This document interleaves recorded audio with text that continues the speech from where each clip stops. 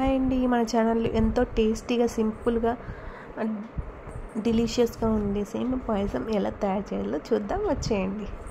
First ఒక కడాయిలో నెయ్యి వేసుకొని దాంట్లో మనకు కావాల్సి మనం ఏవి తినగలమో అవన్నీ డ్రై ఫ్రూట్స్ వేసుకొని దోరగా వేపుకోవాలండి. వేపుకొని దాన్ని ఒక గిన్నెలో తీసి పక్కన పెట్టేసుకోవాలి. అదే కడాయిలో ఇంకా కొంచెం నెయ్యి వేసి నేను ఒక బౌల్ సేమియా తీసుకుంటున్నానండి. నేను కొలతలతో అని చెప్పాను కదా, ఆ కప్పుతోనే మిగతా అవన్నీ కూడా వేస్తాను. అంటే చక్కెర కానీ మిల్క్ కానీ అప్పుడు చెప్తానండి. అదే కప్పుతో ఒక కప్పు తీసుకున్నానండి. అది దూరగా గోల్డెన్ బ్రౌన్ కలర్ వచ్చేంత వరకు వేపుకోవాలి. వేపుకొని దాన్ని కూడా ఒక ప్లేట్లో తీసుకొని పక్కన పెట్టుకోవాలి. ఇప్పుడు వేరే కడాయి తీసుకొని దాంట్లో అదే కప్పుతో 3 కప్పుల పాలు వేసుకోవాలండి. 3 కప్పుల పాలు వేసుకొని 2 కప్పులు వాటర్ వేసేసుకుంటే సరిపోతుంది. అంటే గట్టిగా రాకుండా సాఫ్ట్గా లూజుగా, అంటే గట్టి పడిపోకుండా కొంచెం మంచిగా వస్తుందండి సేమియా పాయసం. మీరు చూస్తారు కదండి, చూడండి.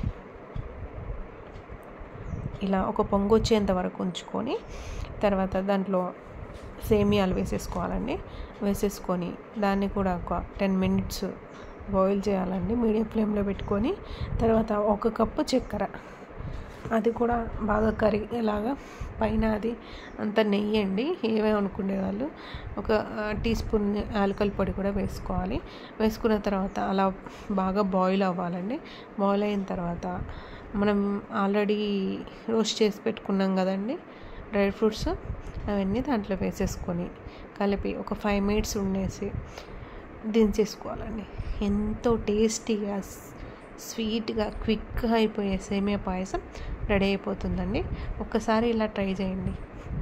నేను అలా ఎందుకు తుంచుతున్నానంటే అది సాఫ్ట్గా ఇట్లా అంటే ఒకటి కట్ అయిపోతే మనకి సేమియా పాయసం మంచిగా రెడీ అయిపోయినట్టు లెక్క.